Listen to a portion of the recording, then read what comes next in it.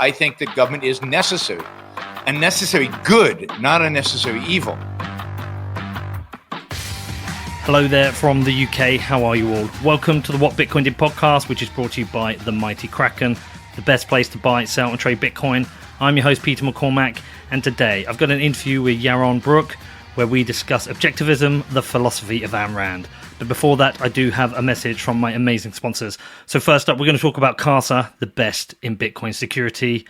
And now, with a potential bull run happening, now is the time to get your security sorted. Now is the time to make sure you make no mistakes, you don't lose any of your hard-earned Bitcoin. Now, if you have been leaving Bitcoin on an exchange because you're worried about holding it yourself, or you're worried about the risks of using a single hardware wallet, then there is no better solution than Casa. With Casa, it could not be easier to protect your Bitcoin from hackers, personal mistakes and in-person attacks, device failures, and so much more. And with Casa, they're so cool. They have a product for every Bitcoiner. With Casa Gold, you get triple the security of a hardware wallet, and that is for only $10 a month. With Casa Platinum, you get their 3 of 5 multi-sig, the best protection for large Bitcoin holders at a great price. And with Casa Diamond, you get the full service offering, including a customized personal security review, inheritance, and of course, their best-in-class security. There is no better time to upgrade your Bitcoin security and get total peace of mind. I've done it. It is a massive relief for me. You should be doing it too. You can find out more at keys.casa, which is keys.casa. Also, have you checked out Sportsbet yet? Have you checked them out? Sportsbet.io. They are the best in online gaming. And why? Because they're badasses, right? They accept Bitcoin. Of course they accept Bitcoin. I even went out to Estonia to visit them. I spent some time with the team, spent some time with the CEO. They don't just accept Bitcoin. They actively promote it. They are Bitcoiners. And with all the football getting close to the end of the season, we've just got a few games left. We've got the Champions League and the Europa League to sort out, and Sportsbet are challenging you to complete a number of missions where you can earn massive Bitcoin prizes. If you want to find out more, head over to sportsbet.io, which is sportsbet.io, and then go to /promotions. Okay, so onto the show today, and I am joined by the amazing Yaron Brook, someone I only discovered a few days ago. He is the chairman of the Ayn Rand Institute, and he is an objectivist. Now, since getting into Bitcoin, I've been heading down a few rabbit holes, kind of learning in public, which means a couple of things happen. Firstly, people criticize me if I don't follow their ideology straight away, but also people do get in touch and they discuss different ideas with me. They follow the questions I'm asking and just make different suggestions, and one of those happened this week. As I've been falling down the libertarian rabbit hole, I've always struggled with that idea of having no state at all. The absolute anarchy of no state. And I don't know how I get past that. And somebody got in touch with me and they said, listen, Peter, you need to check out Objectivism. You need to speak to Yaron Brook. So we got in touch. I reached out to him and said, Yaron, come on, man. Will you come on the show? Will you talk to me about this? Will you help me understand what Objectivism is and what it means to you, why it's important? And this turned out to be one of my favorite interviews I've recorded in quite some time. Now, I know there's some of you out there will claim that any state is evil and any consideration of one makes you a slave. But I do, as I said, I do struggle with this idea of full anarchism because I don't know if it makes for a better world. And also, I don't even know if we can get away from human coordination. I don't know if it's just inbuilt with us. So even if you dismantle the state, then a new one would come. I've always liked this idea of directionally moving to a smaller state, a state which doesn't have control of the money, which gets us away from as much violence as possible. But this idea of no state, I just don't know if it works or if it's possible. Anyway, I'm on a journey. I am learning. I hope you appreciate it. I hope you enjoy this too. If you've got any questions, you can always reach out to me. My email address is hello@whatbitcoindid.com. Also, I've got an interesting show coming out on my other podcast, Defiance, coming this Thursday. I've got episode 1 of 1,333 Days. This is a 4-parter. I'm telling the story of the rock band, The Ghost Inside, the journey they went on over the last 4 years. They were in a bus crash back in 2015. Pretty brutal one. And 4 years later, they played their comeback show in LA, which I went to, and I approached the band. I said, can I make a story about this? And they said yes. So first episode is dropping this Thursday. You can find that at defiance.news. Outside of that, as I said, you want to reach out to me, my email address is hello@whatbitcoindid.com. Well, it's evening here, Yaron. How are you? I'm good, thank you. Afternoon here. So I need to tell you a little story to get this interview going. I accidentally started podcasting about 2.5 years ago. I discovered this thing called Bitcoin. I didn't understand it. I'm not very political. I don't really understand economics. I'm certainly not technical. So I started this podcast to kind of go through a journey of learning about Bitcoin. And And here I am 2.5 years later, and I've had quite a few people follow the show. And what happens is I get a lot of emails every week, people telling me different things that I should be following and who's talking nonsense. And I got this email last week from a chap called Adam, and he said, "Hi, I continue to enjoy your podcast, but sometimes I lose patience with your apparent conflation of libertarianism and anarchism." And it goes on to make a few points. And I was like, okay, help me out here. Who should I talk to? And he said, I really need to talk to you. So to give you the very short background is that I had no idea what libertarianism is before I discovered Bitcoin. Mm-hmm. I've spoken to a lot of libertarians. I like a lot of what they have to say. I didn't vote in the last UK election, but I've struggled to ever fully imagine a society without some form of government. And I've kind of got myself to this position where I directionally want less government, but a world of no government still scares the crap out of me. So I'm coming to you today, Yaron, with no agenda, no questions. I just want to talk. I want to hear what you have to say. And hopefully I'm going to be able to navigate some of this and get a clearer picture from yourself, because I've watched some of your videos and I agree with a lot you have to say. Can you understand where I'm lost? Yeah, absolutely. But let me start by saying I completely sympathize with you, and your gut instinct, if you will, is absolutely right. That is, a world with no government would be a horror, equivalent to the horrors of the most oppressive statist regimes. So I am not an anarchist.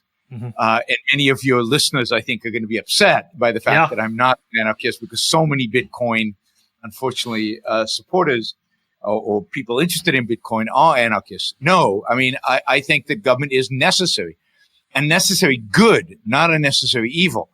I think if it's limited to its proper function, and we can get into what the proper function is and why one should limit it, then it is a necessary good, and the negation of it leads to what anarchy always leads to, which is bloodshed, gang warfare, and you know, all hell breaks loose. And so I completely understand why you want some government, because there is one aspect of human life which you cannot leave to the market, because this aspect of human life is what is necessary. If you exclude it, that's when markets get created. So it is a necessary, not sufficient, but a necessary feature of markets to get created. And that feature is violence, force. You have to exclude violence and force so that they becomes a marketplace, right? If I can pull out a gun at any point in time and take your wallet, we're not going to trade. There's no point in trade. We're going to be watching each other's guns, and we're going to be cautious of one another. Trust breaks down, contracts break down, everything breaks down. So the one reason we institute governments is to exclude force from human interaction, exclude coercion, exclude authority, and so that's the job of the government. The job of the government is to be a policeman.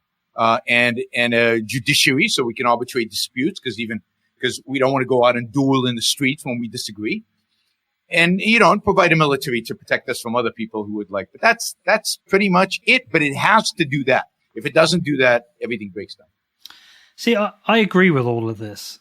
And I found myself in a position sometimes where I've tried to argue for this. I get called a statist slave, or a statist cuck, all a range of insults. Because to agree with any form of state or any form of government, the counter argument is, well, you still believe in coercion, because some form of government is coercion. And I understand the point they're making, but I can only foresee a Mad Max world without any form of government. And one of the things I've always said is like, okay, well, what I would like to see is this came from a guy called Eric Voorhees, who said to me, let's not try and have the magic red button and switch off the state. Let's directionally move to less state. And I've always felt like, well, should we try and wean ourselves off the state? See which bits we can get rid of and makes a better world, and see which bits we actually need that. And this whole defund the police, having no police, and not that I like the police, and certainly the problems in the US are very different from the UK, but I imagine no police and just think chaos. Yes. And see, so I don't take the approach of let's defund things slowly, progressively, see what works and what doesn't.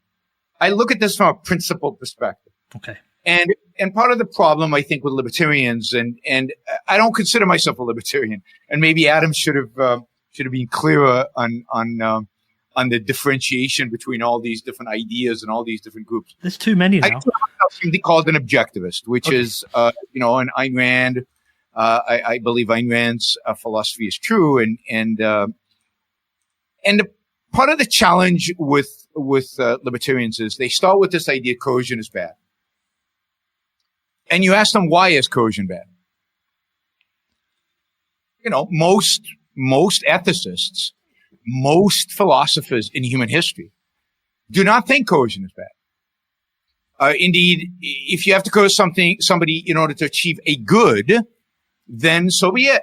And that's why we have taxes. That's why we have a welfare state. That's why we have all these government interventions, is because a significant majority of humanity believes that coercion for the right cause is a good thing. So I start with, you need a philosophical explanation for why coercion is bad. And only then can we discuss, okay, is having any government coercion? I don't think it is, because I think a government, a limited government that prevents coercion from happening is acting primarily in self-defense, and an action in self-defense is not coercive, right? Mm-hmm. So if I'm preventing you from killing your neighbor, that's not coercion, right? You were going to commit coercion, and I'm preventing that from happening by interfering. Or if you've already killed your neighbor and I go and catch you and put you in jail, that is, in a sense, an act of self-defense. It is not an act of initiation of force. I'm protecting, I'm not initiating. And that's a crucial differentiation that comes out of why we even abhor coercion to begin with. Right. But I would say the element they say would be coercion is that tax isn't optional. And if I don't pay tax, I can end up in court, and I can end up being convicted as a criminal for tax evasion. That part would be considered coercion. Yes, and I think they're right. And this is why I'm against coercive taxation. So it is where, again, you might view me as radical as they are. And Europeans have a hard time with this. But I think of taxes or the revenue from the government, I think that's just a problem to be solved. How does the government generate revenue without coercion? And I'd say that there are two ways of doing this. One is there are certain services that the government can't charge for. For example, let's say the two of us have a contract. And we don't just want mediation and arbitration, but we actually want, if we truly disagree, this to be able to go to the state courts to be enforced by the police. Then when we sign the contract, we pay a certain fee to the courts to guarantee that contract. Okay. And we pay it in advance, and that funds the court system and certain aspects of government.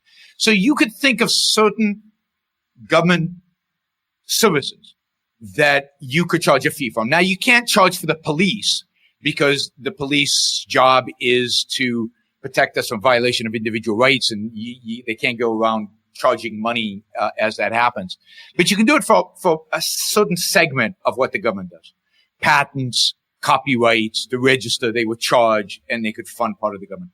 The second way the government would be funded, in my world, would be through voluntary contributions. Today, people write checks for all kinds of causes, and many of them very large checks.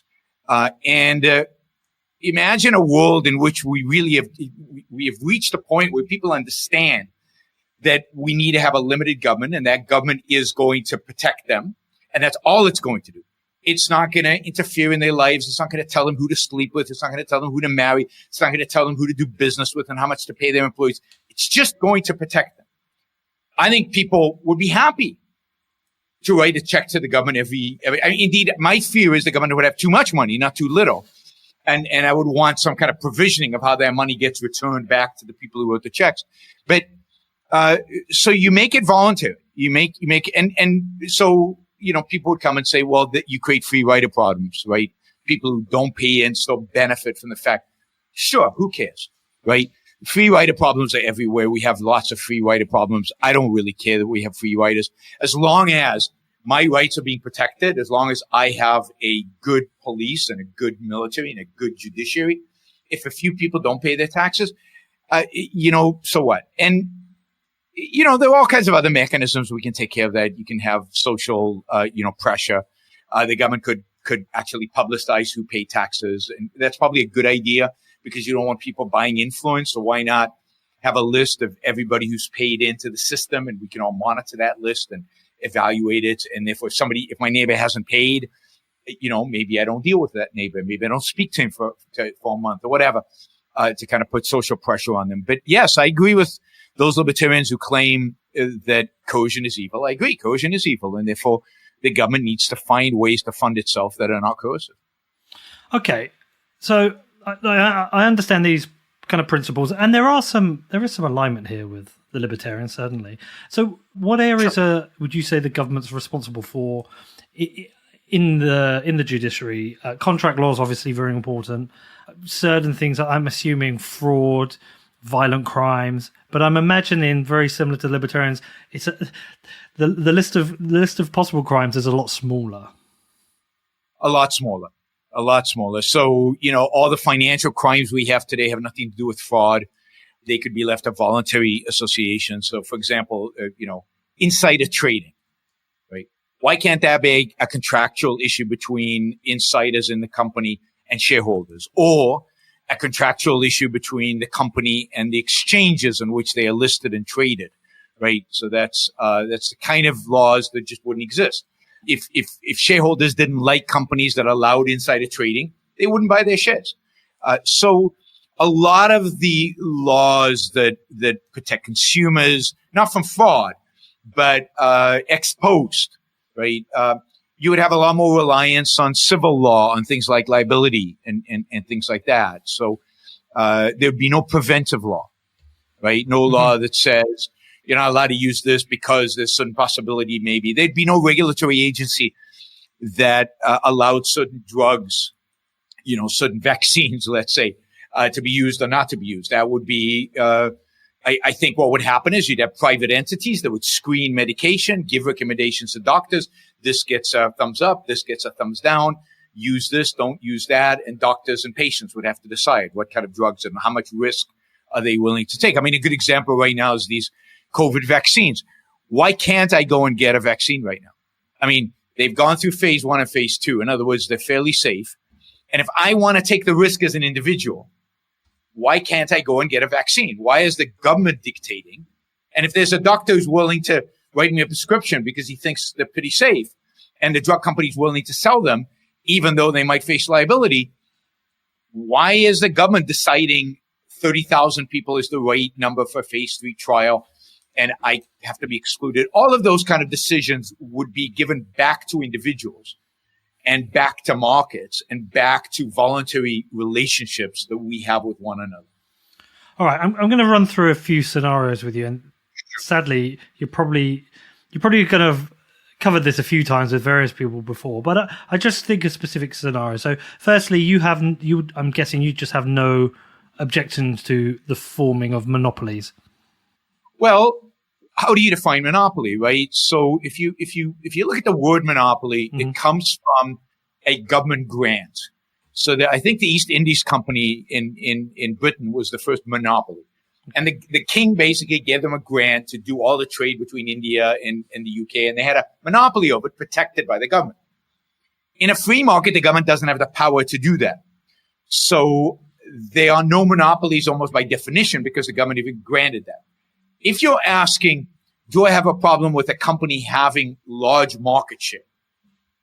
The answer is absolutely not. Indeed, the goal of every successful company is to have large market share. That means they've been successful. And to the extent that they continue to be successful and can sustain a large market share, it means they're doing the right thing. And if we take historical examples, for example, Rockefeller, Standard Oil in the 1870s, I think it was, had 93% of all the oil refining capacity in the United States. Now, when we take classes in economics, and I don't know if you've taken an Econ 101 class, but we're taught that what happens then is prices are going to go up because there's no competition, and quality will come down. The fact is that's not what happens in reality. That is, when somebody gets large market share, what usually happens is they keep prices down because they want to keep their market share. And they know that if they raise prices, there are no real barriers to entry. Capitalism, the beauty of capitalism is people are always trying to knock you down. And indeed, by the time Standard Oil was broken up in the 1920s, its market share was something like 23, 24%, not 93. And when it had 93% of the oil refining capacity, the product it was selling was a product called kerosene. You know what it was used for? Heating? No, it was actually used for light. Light. And who competed them out of existence? There's a lighting company. Thomas Edison. Yeah, Edison, the bulb. Yeah, so who would have imagined? Imagine the bureaucrat sitting in 1873 thinking, oh, this is an uncompetitive business because they control 93% of the lighting business. Oh, wait, Edison is going to invent the light bulb soon. That would have never happened. So you'd have broken up Standard Oil because of lighting monopoly, but it was irrelevant by then because Thomas Edison was already working on a light bulb. So nobody can predict what the real competition is for any particular product and at any particular point in time. Today, our large so-called monopolies offer their product for basically zero, right? Google, what do you pay to use Google? Right? Nothing. What do we pay to use Amazon? Lower prices than what we pay. And of course, they don't even have a large market share. What do we pay any of these companies, Facebook or whatever? Zero. So the whole framework of antitrust and the whole idea of monopolies, I think, comes from bad economics, bad political philosophy, really comes from bad thinking. It's just not an issue. Never has been an issue. In a free market, never will be an issue. The real issue is when government gives you special favors, when government protects you from competition, then you have real barriers to entry that cannot be overcome. That's fair. Okay. Let me try another scenario with you. I watched a film recently called Dark Waters. It's about DuPont and when they were poisoning the water in a certain area, affected the cows or the cows died, and then a lot of people locally got sick. In this kind of scenario, where does that fit in terms of, say, is that a criminal law? Are there regulations around, say, certain chemical usages and like that feels like a complicated one. Sure, but not that complicated. Okay. Not again. What's the principle? The principle should be property rights, and the principle is that I can't harm you. And sometimes I harm you on purpose, and that's criminal. And sometimes I harm you by accident, and that's civil liability and the variety of liabilities. I don't know whether DuPont purposefully poisoned the water because it didn't care or it wanted to hurt cows and people. Let's assume I don't know. But to an extent that they did it on purpose, let's say. And they knew that this was actually going to kill 3 people, or they're going to kill X% of the population of the people drinking the water, then it's criminal. They did something with the full knowledge that somebody was going to die, and they were the absolute cause of that death.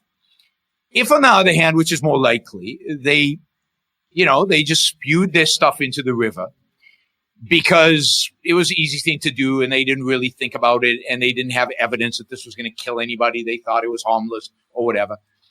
And somebody got sick. Then you would have to go to court and show that they were negligent or grossly negligent, and you would get compensation like you would in civil law. But there is a third element here which I think solves a lot of these problems, which we don't have today at our detriment. Because we assume that they're throwing their chemicals into the water and then nobody owns this water. That is, this water is public property. Therefore, public property means nobody owns it, which means nobody takes care of it, which means nobody can sue at that point. Nobody can tell you, you can't do that. Now, we know, for example, from British common law, hundreds of years going backwards, that you can't take your garbage and dump it in my backyard. Mm-hmm. That's settled law. We know that, right? Well, if I own the lake, or if I own that piece of the river, and there's no reason I can't own pieces of river or lakes, then you're not going to throw your trash in my river. DuPont is not going to dump their garbage in my river.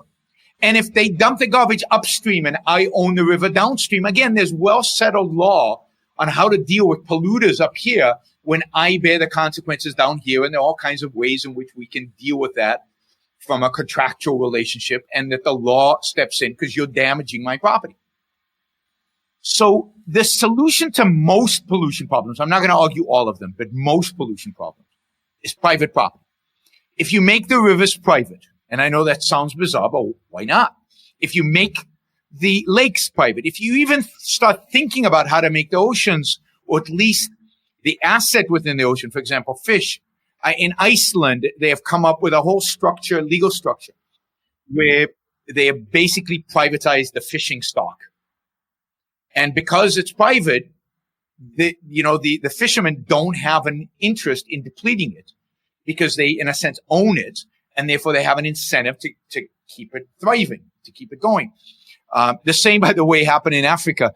The way they dealt, I think it was in Uganda or Kenya, the way they dealt with the extinction of elephants is they privatized the elephants.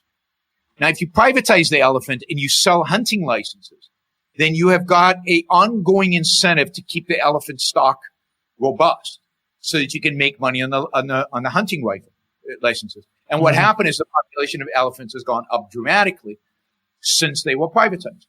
So, because if it's privatized, there's a value to somebody, and that person is going to protect that value. Whereas poachers, it's easier for poachers to attack elephants on public property where nobody's really defending it because nobody cares that much, than on private property where there's an economic incentive. So, most of these kind of problems are solved through private property. The same is true of like the burning of the Amazon.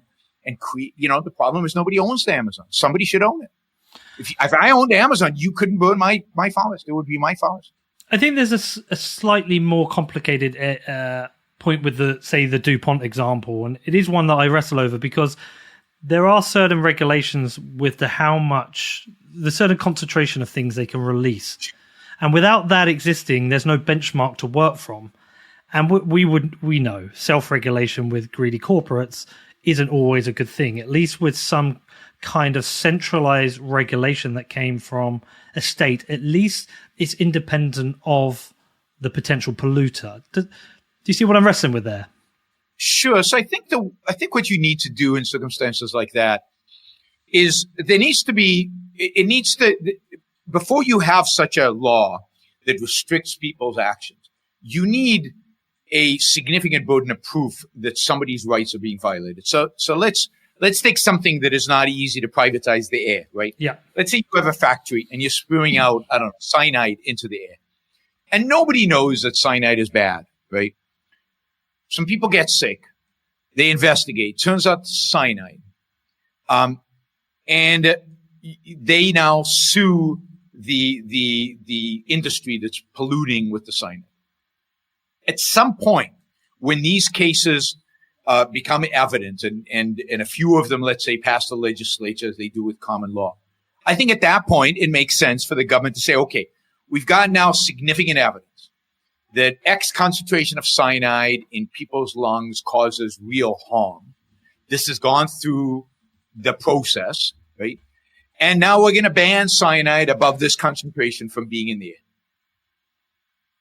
So there has to be a process in which it's made clear that there's a rights violating. We've learned it, right? Because you can't go back and say, you should have known back then. Mm-hmm. How would I have known back then? But we've learned that this is damaging, and now we stop the behavior given that it's damaging at this point. Is there any chance for something like that? There's a risk that these things would take too long to possibly even resolve and cause a lot more damage. So sorry to keep going back to the DuPont example. It's just I watched it recently, and I know I know Nathaniel Rich from Vanity Fair who did the research piece, but it took nearly 20 years to resolve the case. In that DuPont were able to abuse the legal system. Do you think the legal system would be different? These kind of cases could be expedited in a different framework?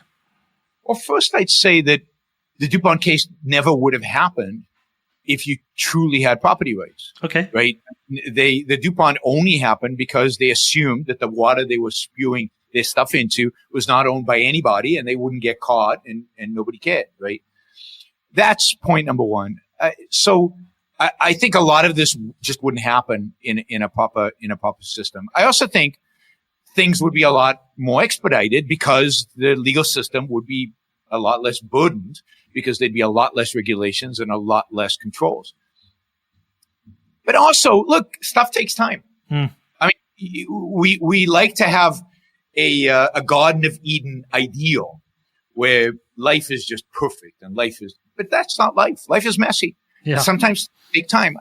And I'll give you an example where sometimes you just got to suffer through the pollution.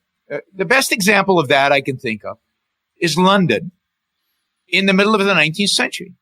So take London in the middle of the 19th century. Mm-hmm. Literally the air is filled with coal dust.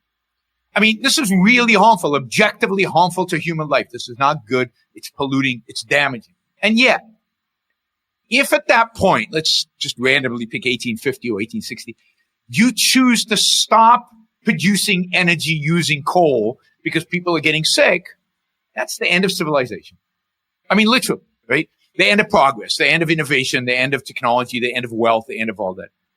Sometimes there is a cost to progressing, to growing, to getting somewhere. And if it's civilizational like that, where it's a civilization event, then you just have to say, okay, there's going to be a certain cost, but you know what? Life is still better than it would be if we hadn't discovered coal, and we're just going to live to it. It's not as good as our so-called ideal, which we can't really create right now because it's too expensive, but it's far better than what it was without it. We'll bear the costs. So, okay. I mean, you have to be careful of utopias, right? Yeah. Life is messy. Things are messy. Sometimes things don't work out, optimized based on some ideal that somebody has in terms of how the world will be. But the outcome is far superior by any other measure. So that would put me to guess that you are against any of the current environmentalism which is going on right now and the fear over melting ice caps, etc. Is that because you don't think it's happening, or is that because you believe any form of regulation or taxation to try and solve a potential problem would be more damaging? It's not really worth it. So I certainly think the last one is true. I think that the regulations would, look, if it's really as bad as they claim it is, then we would literally have to shut down CO2 production tomorrow to save us all. That would mean like 5-6 billion people would die. That would mean, just the annihilation of the human race, at least at the levels in which we live in today. There's just no way to maintain it. And I find that particularly absurd and particularly evil, if you will, given that there are solutions if they really cared about the solutions. Whether a solution would be nuclear power, which they take off the table, even though it's the only solution, right? It's the only thing that does not emit carbon and can produce pretty much an infinite amount of energy. Right? Whether it's all kinds of technologies that might be able to cool the planet as it warms. Nobody wants to touch that kind of stuff, right? So you put stuff in the atmosphere and it cools. If this is really the end of humanity because of climate change, well, let's try to change the climate in our favor. Whether it's all kinds of technologies that suck CO2 out of the atmosphere that nobody's discussing. There's a lot of scientists working on this, and there's a lot of progress being made of doing this. Nobody wants to discuss those. So to me, I'm suspicious when the obvious pro-civilization solutions are shunned, and what they really want to do is shut down civilization. I'm also suspicious for another reason. I'm a finance guy, right? So if you want to sell me, if you want me to invest in your project, one of the first things I ask you is, how have you done in the past? Are you good at this? If I ask the global warming crowd, how good are you at predicting catastrophes? How good have you been over the last 50, 60 years? Well, their track record is abysmal, right? It's abysmal. Whether it's we're going to die of cancer really, really young because of chemicals, or whether it's because global cooling or population bomb, or even with regard to climate change, the things they predicted 20 years ago never happened. The things they predicted 10 years ago never happened, and so on. So I'm suspicious. Now, is it happening? Probably. Is it catastrophic, the end of the world stuff? No. I just don't believe that. Another thing. If oceans are rising, why aren't we building dikes? Right? Think about Amsterdam. It's been under sea level. It's been below sea level for hundreds of years. They build a dike and they protect it. So if there are low-lying areas that we really, honestly think are going to be submerged, why aren't we thinking about new, modern, 21st century dike systems to protect the low-lying areas? So again, none of these solutions are being considered in any kind of serious way. So I'm skeptical about the urgency or the panic involved. Plus, human beings like catastrophes. We like to believe that our generation is going to be the one where Armageddon happens. Millennial cults happen on a regular basis. If you look at the religious fervor, which some of these people relate to climate change, it seems to me like a religious fervor. I don't think that point is entirely true in terms of if the sea levels are rising, we would be doing things. I just did the search again. I'd have to spend a bit of time on it. But I'm pretty aware that, for example, coastal regions of Florida and Miami have experienced increased flooding, and they are doing work there. And I'm also pretty aware that, say, in the Maldives, they are spending money because then literally the whole nation will be submerged if it's true. So I think some of that is happening. Sure, but nobody's talking about large-scale civil engineering projects like we did maybe 100 years ago to solve a problem, right? Maybe there are localized efforts to pour a little bit more sand on the beaches. I'm not sure what they're doing exactly in the Maldives. There are localized efforts to do that. But if this is really, again, we're talking about a catastrophe that could wipe out millions of people, you'd think we would be thinking about big solutions and advocating for those instead of saying, and by the way, we'll need a lot of fossil fuels. We'll need to burn a lot of fossil fuels in order to implement these solutions, right? Mm. And that's why maybe people are not thinking about the solutions in order to do it. I would say, I think some people are thinking about it. I've always assumed the reason it's not really happening is, I think because of the way election cycles work, it's always possible to kick that can down the road a little bit. It's somebody else's problem because nobody wants to be the president who turns around and says, you know what, we've really got to do something here. We've really got to, we've got to cut back. So I understand your thinking.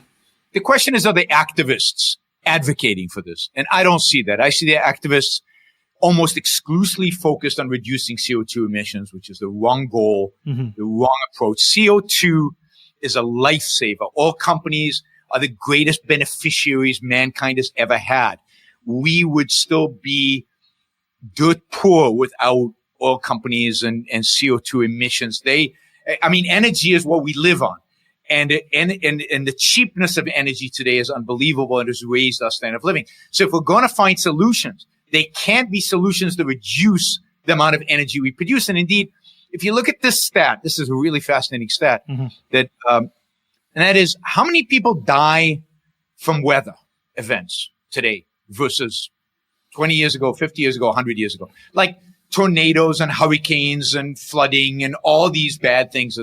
Well, the number has shrunk dramatically. A lot fewer people die today because of the weather than at any point in human history.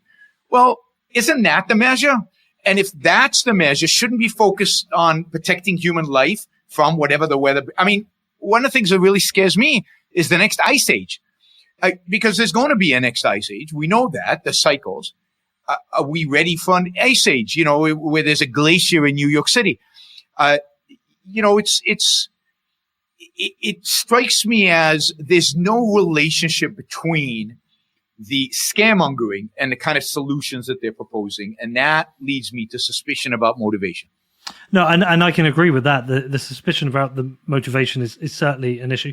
Are there any, within this kind of your school of thought and your thinking, are there any specific areas where you get really challenged, where you think actually maybe that does require some form of regulation? So, for example, I wouldn't want myself to be able to set up a a nuclear power plant. And I certainly think nuclear power is something I'm glad is regulated.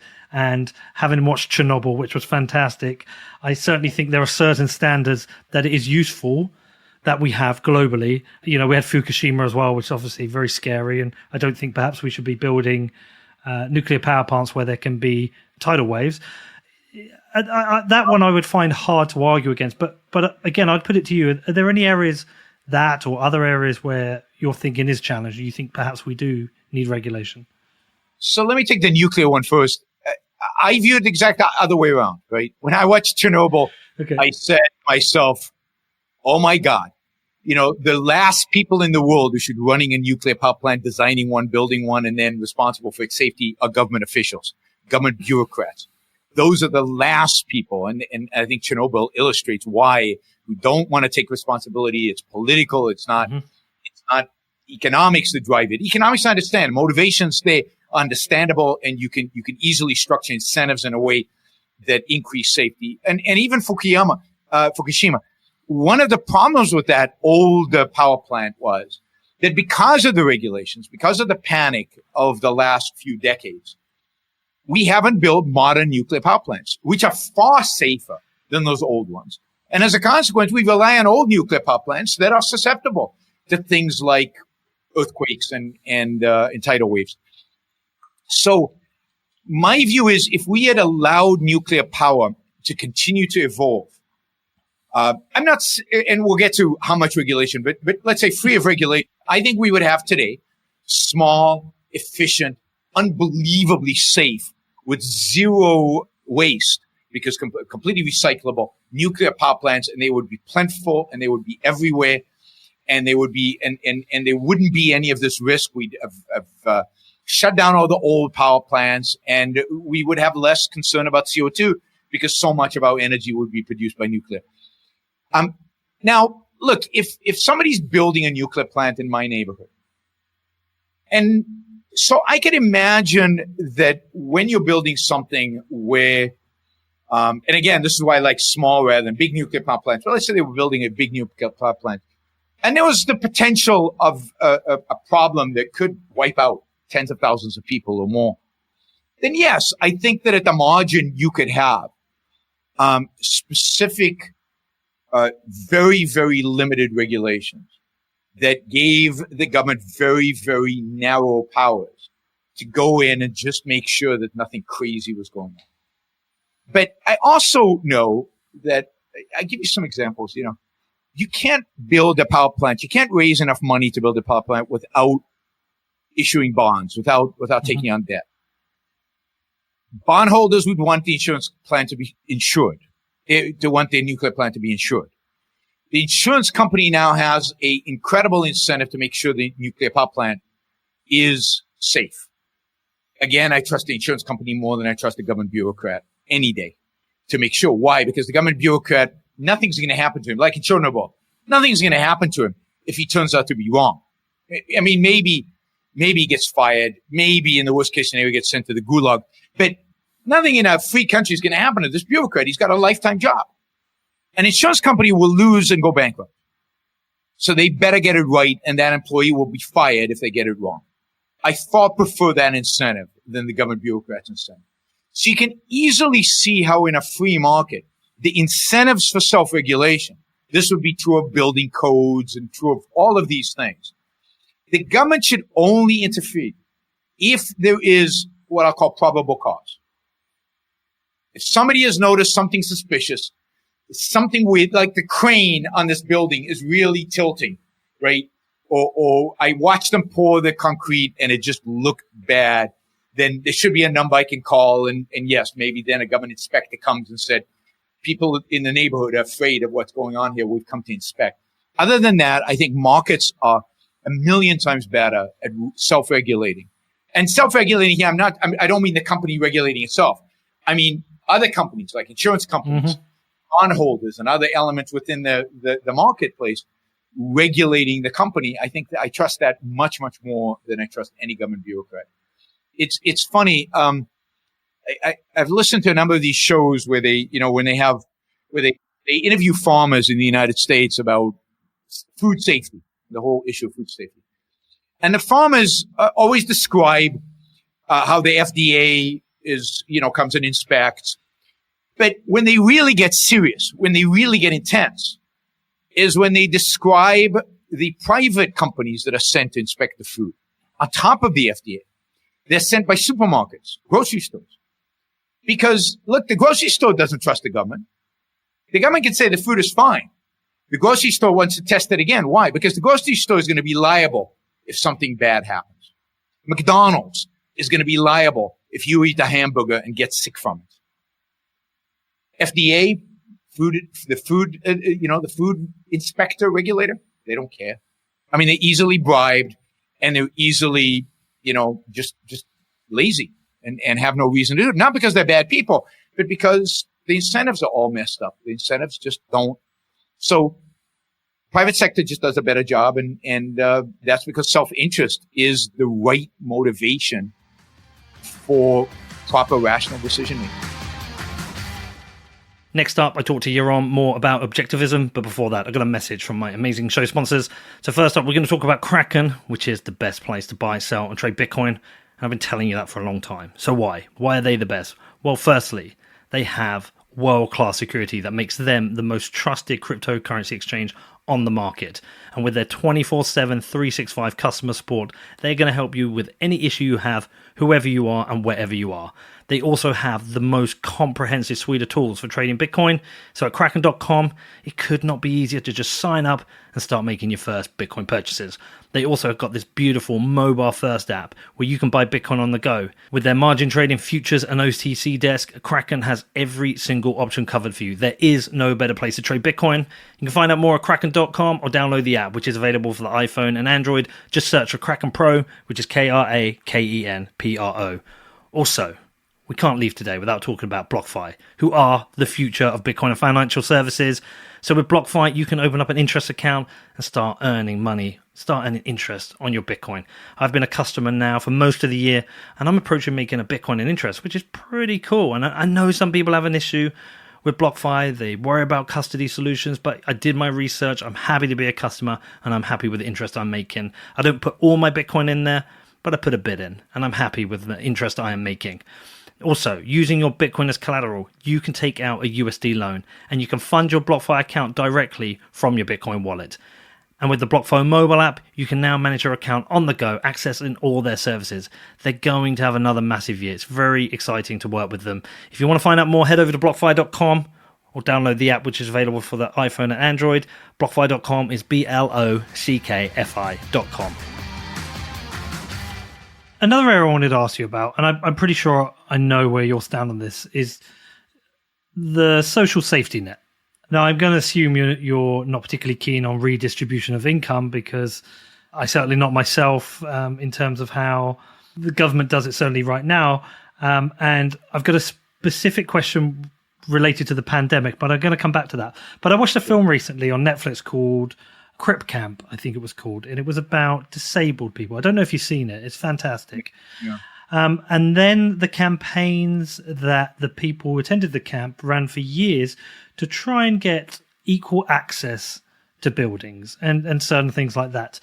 And now I certainly think in a city like London, you could argue that, well, you don't need wheelchair access to every cinema because in a free market, there would be enough incentive to build a cinema for disabled people to have access to. But in a small town where I live, the incentive model might be there. And I think it's a great thing that we do have equal access to all people with disabilities to be able to access services. I think that is a great thing that society, I see that as a progression of society, and I'm in favor of that. But to do that requires some form of regulation to make it happen, of course. How does that sit with you? I mean, so I would be against any kind of compulsion to do it. I mean, I agree with you. I want to live in a town where people have access. I think it's a good thing. I think it's a nice thing. It's the right thing. If enough of us think that's true, then enough of us could get together and lobby and encourage store owners, cinema owners to make the changes necessary to make that happen. So I think it needs to be done voluntarily. I think if we're convinced that this cinema owner being irrational here, or is destroying the town or destroying the sense of what it means to be in the town or whatever, then we can argue against it. Maybe even boycott the cinema. The people who want it could boycott the cinema. It doesn't have to be just people in wheelchairs that boycott the cinema. We can all do it. And until he fixes it. So I would much rather see, I think all these kind of issues are dealt with much more positively and in a much more healthy way than compulsion. So for example, there might be a small grocery store in your village that just doesn't have the money to do it. And if you force them to do it, they'll go out of business. And some businesses in the U.S. I know went out of business when they were forced to do this. Well, maybe that grocery store doesn't do it and there's no access there. But there are other grocery stores that do because they have a little bit more of a profit margin, or they have a little bit more capital and they can afford to do it. So if you make it voluntary, then it adjusts. And over time, maybe this grocer can save enough money to make the changes if that's necessary, right? Yeah, I'm not sure. I buy most of your free market stuff, and I'm agreeing with you, and I'm nodding.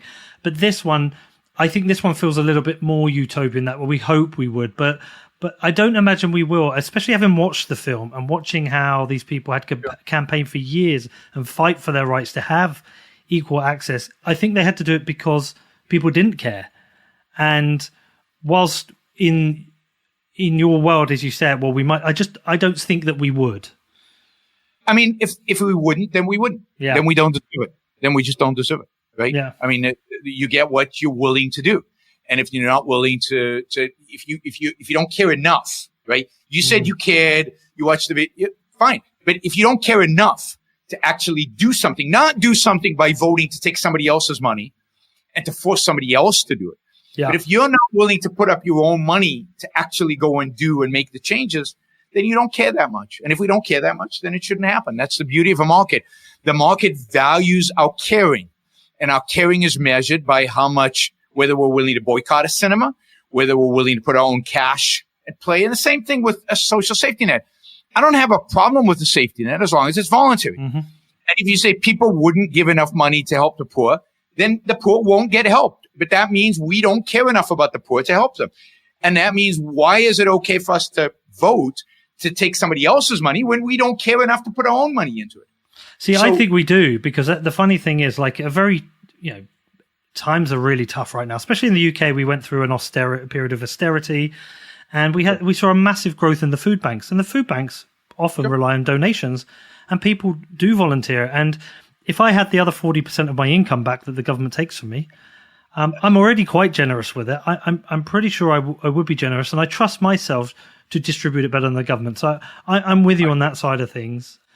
Okay, so I'm agreeing with a lot of this, and the next thing I would worry about is that, okay, how do we get there is a tough question, but how do we maintain it is a bigger question for me, because one of the things about, say, going back to the idea of the big red button, is that I just think humans are designed in a way where we like to organize. We have leaders and followers, and without any form of governance and governance structure, we will naturally have bloodshed and potential warlords. And I know the Rothbardians will say we don't, but we potentially will.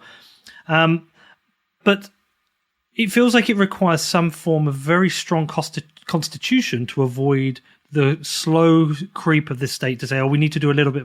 Because we've seen this. The US has a very strong constitution, something I wish the UK had. And I think it's something that's going to protect the US government from Donald Trump, personally. And I know that's going to trigger people, but I do. I feel like you'd need an even stronger constitution to maintain this small state. So yes, but you need something much more than that. Okay. So I agree about a constitution, and I've got some ideas on how you would structure a constitution to make it much stronger. And we can talk about that in a second. But I want to go a little deeper philosophically, because I'm ready. I think the problem is not that we don't have the right constitution. I don't think the problem is that people don't understand economics. I don't think the problem is any of that. They don't really get how we get wheelchairs into cinemas. I don't think that's what causes big government. I think the challenge we have is a philosophical one. It's an ethical, moral one. And this is why it's so hard to convince people of this, of free markets and the benefit you get in free markets. We grow up believing that our moral duty, our ethical duty and responsibility is to do what? It's to take care of others. Our whole morality is built around sacrifice, otherism, altruism, which means otherism literally. It's about thinking of others first. We celebrate people when we view them as selfless. Now, none of us wants to be selfless, and none of us actually is consistently selfless. We would die if we were. But that is our moral ideal. That's a little conscious voice in our mind saying, you need to do good is really means you need to sacrifice for the sake of other people. Now, what better way to sacrifice for the sake of other people than socialism, feudalism, all kinds of isms that have a big state. We outsource the responsibility. We don't have to worry about it on a day-to-day basis. And yeah, they take 50% of my income, but I don't care because I'm supposed to do it. It's the right thing to do. It's just, it's noble. And I might say it doesn't work, guys. And you go, I don't care that it doesn't work that well. I've done my duty. I've given it to church, right? I gave it to church. Leave me alone. I'll give again on next Sunday. Right? That whole moral framework needs to be challenged, which means, and I don't know where you stand on this, so I risk offending you. No, just go with it. Yeah. It means challenging the whole foundation of Christianity, which means challenging the whole foundation of the Judeo-Christian so-called Western tradition, if you will. Okay. And maybe going back to a Greek Aristotelian tradition, which says, actually, that's not what morality is about. It's not about sacrifice. It's not about Jesus on a cross, suffering, not for sins he committed. That I get. If you commit sins, you should suffer. No, he suffered because of sins we all committed. That's like the biggest injustice in the world. That's horrible. I don't admire Jesus for giving his life for my sins. I should give my life for my sins. So we have to reject that whole view of morality and embrace Aristotle's view, which is Ayn Rand has modernized it and I think improved it significantly. And that is the view that the purpose of life is not to sacrifice and live for others and feel guilty about not doing enough. The purpose of life is to live with a capital L. It's to live the best damn life you can live on this planet now, not in some afterlife. It's to embrace happiness. It's to strive towards happiness. It's to pursue happiness and be guided by some pretty clear moral principles that are empirically have been shown to produce happiness. That is, and that's what life should be. It's about living the best life you can live in this earth based on using your mind, based on using reason or using rationality. And then the question becomes, if that were the moral basis that people accepted, let's say they accepted that, then I would ask them, okay, what is the enemy of you being able to live the best life you can using reason and rationality? And what's the enemy of reason and rationality? Well, the enemy of reason and rationality is coercion. If I put a gun to your back of your head, you can't think. If thinking is meaningless, it doesn't mean anything. And of course, you can't act based on your thoughts because you have to act based on what the regulators told you is okay to act on, right? The whole areas of research that people don't even research, that entrepreneurs don't go into because they're banned. They're not allowed to. So why even bother? So the only solution for a person who values his own life, values his own happiness, wants to live the best life that he can live, is freedom. It's the freedom to think and the freedom to act based on those thoughts. And as long as you're not violating somebody else's rights, as long as you're not hurting somebody else, being left alone. That's it. So to me, that is what we need to convince people. The economics is easy, right? What's hard is to convince people to live that full, flourishing, successful, embracing life with everything that they have. And then adopting the political system consistent with such a life. That's the challenge. It's the overturning 2,000 years of guilt. Do you have to enter the political system to do that? I don't mean you personally, but does somebody have to enter the political system with a party with a goal of doing this? Like, we have libertarian parties. Like, is that possible or not? It's not possible. It's futile. And I think for most part, a waste of money and time. One day it will be possible. One day it will be necessary. But we're far from that day. What is necessary today is education. And primarily philosophical and moral education, not political and economic education. Now, you can often use economics and politics to illustrate a moral point. But unless people value their own life in and of itself and are willing to embrace, if you're a couch potato and you don't care, you're just living, for the moment, you television, you're eating the junk food, and you don't care about yourself, and you don't care about your health, and you don't care about what's in your head, and then forget it. Any politician is going to be able to manipulate you and promise you goodies, and you'll vote for them. What we need are active-minded people engaged in the world, pursuing their happiness, pursuing values, trying to live a good life. If you had those kind of people, then I think freedom becomes almost inevitable, right? We could easily, I think, convince that group of people that these ideas make sense. It's getting from here to there, which is hard, going to take a lot of time, and requires real education. It requires people to really think, and thinking is work. So it's funny. The other thing I want to talk to you is about the money, broadly the money, yes, rather than just. Okay. There was one of the issues we were going to talk about. Yeah, the Constitution. Yeah, Let me Constitution. just I would say there are a few things that a Constitution would have to have in order to be solid. I would call them 4 separations. In the Constitution, the American Constitution, there's separation between church and state. And I think that's incredibly healthy and required. I would actually make it stronger. I would make the separation between ideas and state. The state should not have ideas about how people should live, about what's moral and what's not. It should basically be there to protect rights as Locke conceived of them, or as Ayn Rand has modernized it. Just protect us from force and not have detailed ideas about human behavior, religious or not religious, secular or religious. So 1, separation of ideas from state. 2, separation from economics from state. The government should have no role in economics, none whatsoever. It should never be, it should never raise, right? It should never be tempted. It should have no. And then 3rd would be separation of education from state, which I think is crucial. I agree with that. And be separation of state from science, which I think is also crucial, particularly in an era of like panics around global warming and stuff, which I think the politics of it are far more, the politics of the science are destructive. So if we could get the government to just focus on what the government is supposed to do by separating from other human activities, then I think we have a better shot at that Constitution sustaining itself. But to get to that point and then to sustain it, you also need a population that actually has the right morality, the right moral approach to life. Okay.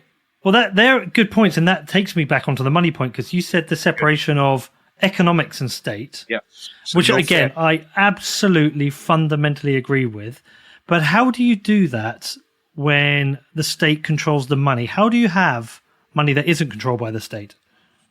Well, we've had it, at least, in the UK, you had a great example of this in the, I think it was the early to mid 19th century in Scotland, not in Britain, but in Scotland, until the Bank of England decided that this wonderful free market experiment was diminishing their power and basically took it over. So the Scottish free banking system was an amazing period in which Scottish banks actually issued their own currency. And it was a currency that was I don't know the names of the bank, but Bank X had its currency and Bank Y had its currency. And they were backed, in this case, by gold reserves that they had in their vaults. And it's one of the most successful systems in all of history. It's actually more successful than the American system, than the America ever had it. But in America, until 1914, when we established the Federal Reserve, banks issued their own currency based on reserves of gold or silver. Canada had the same system, and they only established a central bank in the 1940s, so relatively late in the game. And indeed, before central banks, money was gold, and but people transacted with paper issued by the people who stored the gold for you, the goldsmiths, and that's how we ultimately developed banking. We developed it organically through a market system. So my argument would be that's where you'd go back to. You'd go back to private enterprise issuing gold. Now, it seems to me logical that banks would do it, would issue money. It seems to me logical that banks would do it because that's what they do. They deal with money. That's their area of expertise. I think at the end of the day, it would be backed by something like gold. Exactly what that would be, I would let the market determine. The market has determined in its past that it is gold. And let's have competition. Now, I know you, for example, probably will argue for Bitcoin. Of course. If it's Bitcoin in a free market, the beauty of it is great. Let's have some banks or Bitcoin just mine Bitcoin, and Bitcoin enters the system through whatever channels through the miners, and let's compete. Now, I think Bitcoin would be crushed in a free market. I think the only reason Bitcoin has value today is because we don't have a free market. I don't think it can survive in a free market. But maybe I'm wrong. And the beauty of a free market is that we get to see who's right and who's wrong based on what matters, which is the user's experience and the user's willingness to embrace this currency or that currency. That's really interesting because I feel like it's a funny one. I feel like when you've described the kind of perfect money we need, I feel as a Bitcoiner, you've described Bitcoin. And I'm thinking, I part of me wonders how, so I've seen you talk about it. I obviously had to do some research, and I wonder how much time you spent looking at it and what it is about Bitcoin that has turned you off it. Because to me, it has all the properties of gold, essentially. If you ignore the fact that somebody needs to hold onto something tangible, if you just talk about the fundamental properties, it has all the properties of gold, but it has these other properties where you can teleport it around the world. It's very easy to divide. It's highly divisible. But most importantly, because it's decentralized, it isn't really controlled by anyone. So it's very difficult to co-opt it. So I'm there thinking, I wonder what it is that's made you reject it. Well, that it's intangible. That is, that it doesn't have an alternative use. It's either money or nothing. So that if I had Bitcoin and nobody was willing to accept it, its value goes to zero, literally goes to zero, because it has no alternative use. I think money has to have an alternative use. Gold has value partially because it's money, but also because it can serve as money. It isn't money right now, but partially because we use it. It's pretty. We use it for jewelry. It's used in electronics. It's used in other things. So even if all my neighbors refused to accept gold, it would still have some value to me. I could still use it. I could still trade it for something because it has value out there. Maybe not as money anymore, but as something else, right? That to me is the big barrier that Bitcoin totally relies on everybody agreeing that it has value. And of course, part of it is that gold, part of the value gold gets in a sense that what is it worth, right? How many cows, how many goats is its value in other uses. What is the value of Bitcoin? I don't know.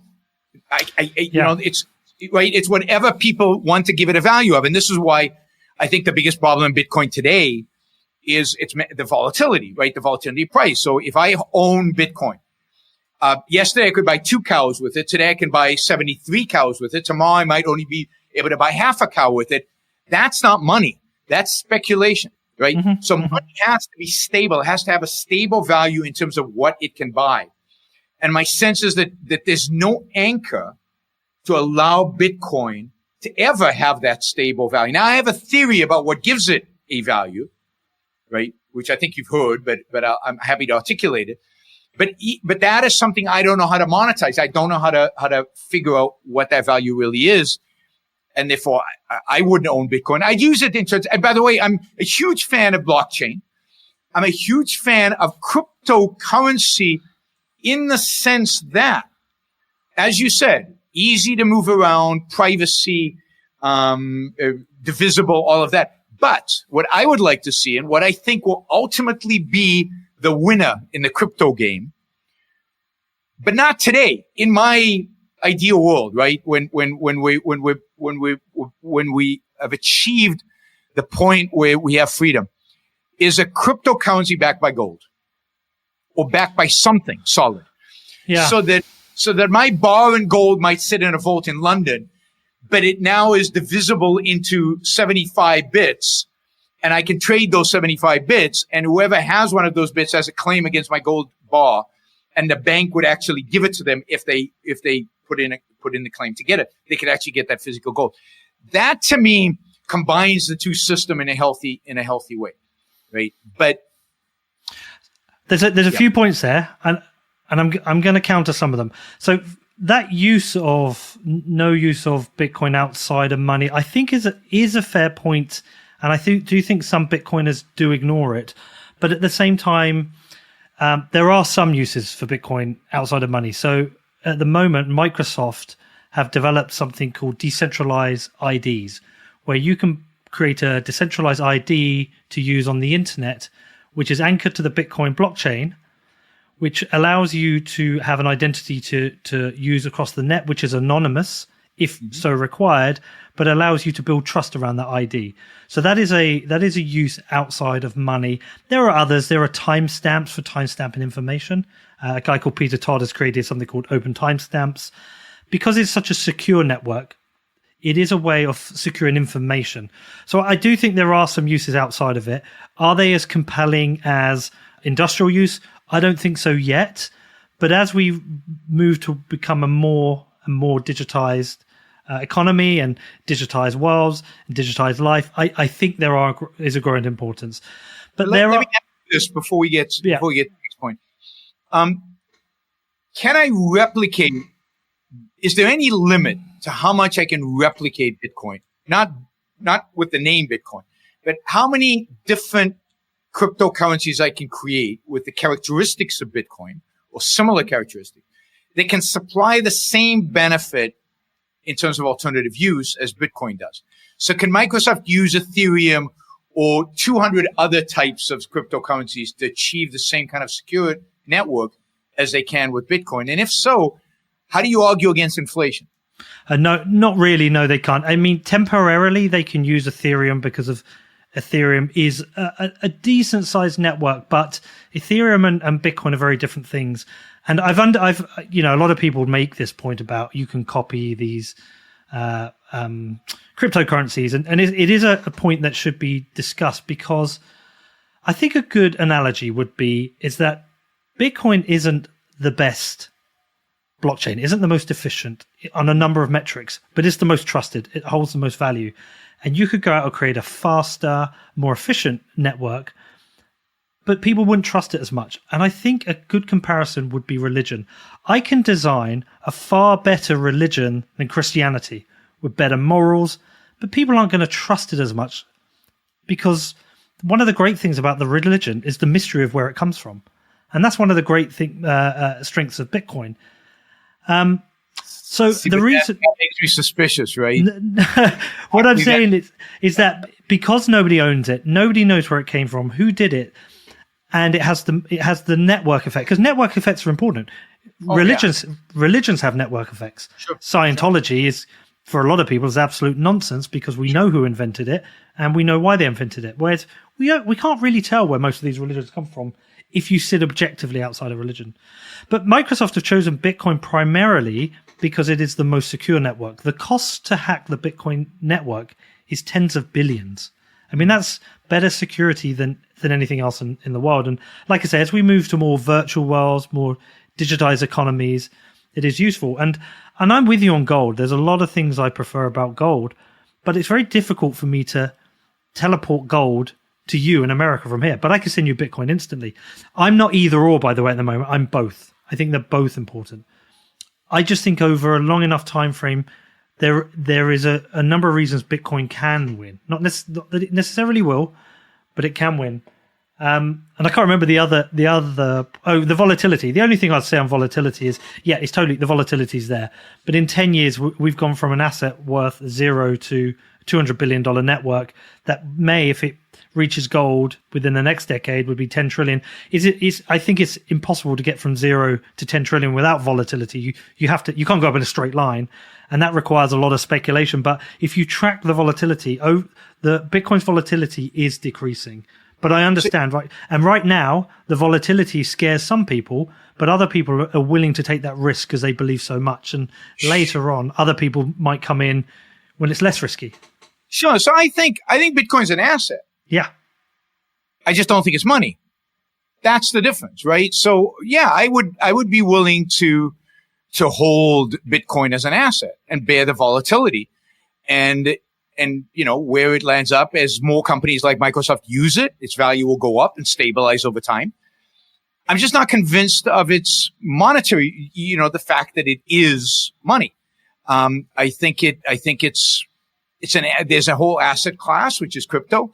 Blockchain as an asset. All these things are assets that have a particular value. So I'm not anti-crypto. That would be bizarre. I'm anti-blockchain. I'm just anti the idea that this becomes money and replaces all other forms of money. And even when it comes to money, I'm for competition, and let's see, the best money will win. I happen to think that, this won't happen for another few decades. I know. And when in a few decades, when we have that competition, my guess is that some hybrid gold crypto will win the competition. But, if I'm wrong, who cares, right? It's not like anything matters here in terms of, in terms of my well-being, whether that happens or not. I don't buy Bitcoin for one simple reason. I don't know what its value is. So if you understand its value and you have a projection and you can say, I believe it's going to be value X in 10 years, then great. Then go. I don't know how the math works. I don't know how the usage works. I don't know if Microsoft using it is justified its current price, justifies the price half of where it is today, justifies the price 10x of where it is today. I just don't know. And I'm a finance guy, so I invest in things I think I understand. I see the point you're getting. I think what it is, and I'm not going to hammer the point on you because I think we've had a really good conversation here. But I think the price of Tesla is very, very, it's very overpriced right now. But it's overpriced based on the fact that we may all be driving electric cars in 20 years, and they will own the cars and they will own the charging stations and the power packs, and it's speculation. And I think the price of Bitcoin now is speculation that it will replace gold. I think a lot of that is what it is. So I'm much more likely to short Tesla than to buy Tesla right now. Yeah, because I'm not sure Tesla can win because other competitors come into the market. Because it's massive competition. And I don't know enough about crypto to say Bitcoin is it. I mean, you sound confident that Bitcoin is it. It's the one. I'm not. I see too many confident people, get blown up in markets and financial markets over many decades. And so I'm not willing to take that risk. So yes, I understand if I took Tesla, I could do a present value assessment. I could tell you exactly how many cars and at what profit margin the stock price today implies the number of cars will sell in 10 years. I can do the math. We can figure that out. And I did that once on Amazon years and years ago. This is 2000. And I came to the conclusion that Amazon was way overvalued. And guess what? I was wrong. It went up. Now it's still true that it was overvalued at the time. But it turned out that Amazon was a winner and a lot of the other companies were losers. If I did that on Tesla today, I would come to the conclusion that it's overvalued. I don't even know how to do that on Bitcoin. I don't know how you would go through the math to do that on Bitcoin other than to say, I feel like it should be worth more than this. That's all I know how to monetize in a sense. Well, I mean, I think mine is based on conviction that it's a better form of store value than gold. Can it take gold's position? Ultimately, I think it can. Maybe it's already fully priced. How do you know it still has to get a price, right? Yeah. Well, listen, look, we could do this for a long time. It's been a great discussion, and I've got one confession before we finish. Sure. I've never read Atlas Shrugged. Well, you should. I know I should. Because I think you'll enjoy it. I think you'll have fun. Put aside the philosophy, put aside all that. I think you'll really enjoy it. But I think given your philosophical leanings and your inclinations, I think philosophically you'd get a lot out of it and you'd be inspired by it. I think, and then there's all of Ayn Rand's nonfiction writings, which I think are fantastic. And anybody who believes in markets and is interested about the future and how do we get there, which is a question you asked. I think Ayn Rand is crucial to at least grapple with her ideas in a serious way. Well, I know there are a lot of Bitcoiners who are big fans of her, and I've had the book recommended to me a couple of times. I can see a couple of books in the background there as well. Yeah, that one's mine. So, yeah, I know that's yours. Listen, I hope we get to do this again at some point. Actually, I think perhaps in a few months when I've read Atlas Shrugged and. We should possibly do it again, but I've really enjoyed this and I really appreciate your time. I think a lot of people who listen to this will enjoy it.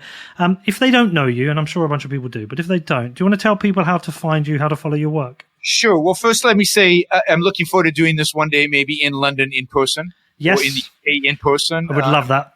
The days of being, first of all, in London, one of my favorite places on planet Earth, and just being in person with people. I'm tired of these video conferences. I know. But if people want to find out more about me, Yaron Brook, Yaron Brook, BROOK.com. You can find me on YouTube. I've got I produce huge quantities of content on YouTube.